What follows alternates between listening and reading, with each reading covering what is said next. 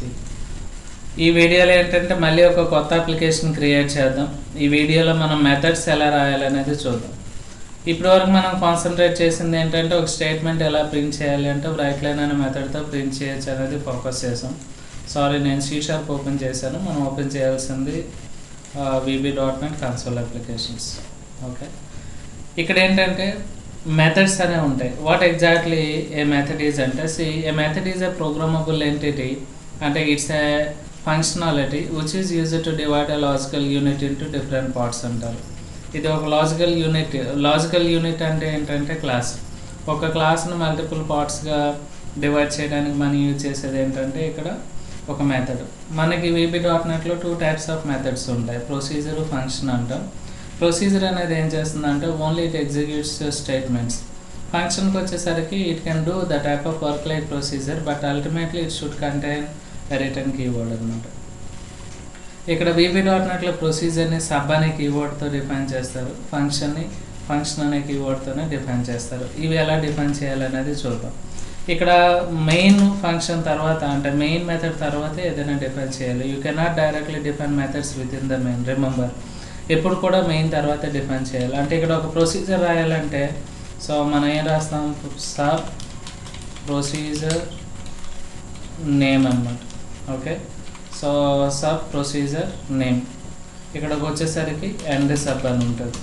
ఇక్కడ sub print అని ఒక మెథడ్ తీసుకుంటే ఎండ్ సబ్ వచ్చింది కదా, console.write లేదా write line this is print method అని రాసి. అంటే what is the use of procedure or function అంటే these are to execute collection of statements. Okay, అంటే not only a single statement, you can place collection of statements. This is one more line. Okay, అలాగే ప్రొసీజర్స్లో parameters కూడా తీసుకోవచ్చు. print2 అని ఇంకో method తీసుకున్నాను. So string name as string అంటే age as integer అంటాం. ఇలా పారామీటర్స్ కూడా తీసుకోవచ్చు. ఈ 2 పారామీటర్స్ని ప్రింట్ చేయాలంటే సో రైట్ లైన్ అని తీసుకొని name and this is something like right line అని తీసుకొని ఏజ్ తీసుకుంది. ఓకే, అలాగే ఫంక్షన్ డిఫైన్ చేయాలంటే you can go for function.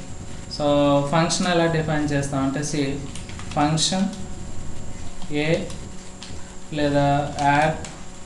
Parameters కావాలంటే పారామీటర్స్ ఉంచాలంటే ఉంచవచ్చు, లేకపోతే లేదు. ఏ as integer, be as integer. ఇక్కడ రిటర్న్ టైప్ రాయాలి యాజ్ ఇంటిజర్. ఒకవేళ ఫంక్షన్ రిటర్న్ టైప్ స్ట్రింగ్ అనుకోండి, ఇది రిటర్న్ చేసే వాల్యూ టైప్ కూడా స్ట్రింగ్ అయి ఉండాలి. Return type of the function must be equal to it's return value. ఇక్కడ ఏబీలు 2 కూడా ఇంటిజర్సే కాబట్టి ఇది మ్యాచ్ అవుతుంది అనమాట మనకి. అంటే ఇక్కడ ఉండే రిటర్న్ టైప్, ఇక్కడ వచ్చిన రిటర్న్ వాల్యూ 2 ఈక్వల్గా ఉండాలి.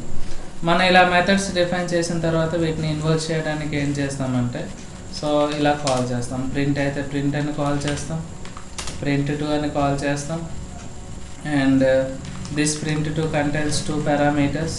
వాట్ ఆర్ దే అంటే ఒకటి నేమ్ ఫర్ ఎగ్జాంపుల్ శర్మ అని రాసాం, ఏజ్ అనేది ఇలా రాసాం.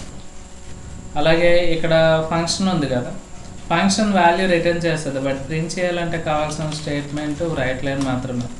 ఈ రైట్ లైన్ కావాలి కాబట్టి మనం ఇక్కడ కాల్ చేసేది ఏంటంటే యాడ్ అని రాసిన తర్వాత 3-4 అని రాసాం. రైట్ లైన్ ఎందుకు ఫంక్షన్కి యూజ్ చేశారంటే it returns value, but there is no write line method to print that value. At the end there must be read or read line method executed. Is it okay? ఇక్కడ this is print, this is one more line అనేది print method నుండి వచ్చింది. శర్మ 25 అనేవి 1/1 print అయ్యి, ఎందుకంటే right line method వాడాం కాబట్టి. So ఇవి ఎలా వచ్చాయంటే నెక్స్ట్ మెథడ్ నుండి వచ్చాయి, print2 మెథడ్ నుండి. 7 అంటే 4 + 3 7 అనేది ఇక్కడ మనకి యాడ్ అనే ఫంక్షన్ నుండి వచ్చాయి. అంటే ఇక్కడ మన క్లాసెస్ ఎంతవరకు డిఫైన్ చేయలేదు, ఓన్లీ మెథడ్స్నే డైరెక్ట్గా డిఫైన్ చేసాం. ఈ మెథడ్స్నే మనం క్లాసెస్ త్రూ కూడా డిఫైన్ చేయొచ్చు. క్లాసెస్ త్రూ ఎలా డిఫైన్ చేయొచ్చు అనేది ఈ నెక్స్ట్ వీడియోలో ఎక్స్ప్లెయిన్ చేస్తాను. చూడండి.